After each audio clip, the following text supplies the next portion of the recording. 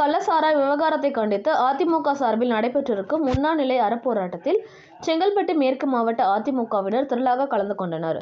கள்ளக்குறிச்சியில் கள்ளசாராயம் அருந்தி 64 பேர் உயிரிழந்த நிலையில் சிபிஐ விசாரணை வேண்டி சென்னை எழும்பூர் ராஜரத்தினம் ஸ்டேடியத்தில் அதிமுக பொதுச் செயலாளர் எடப்பாடி கே. பழனிசாமி தலைமையில் பெருந்திரளான உண்ணாநிலை அறப்போராட்டம் நடைபெற்றது.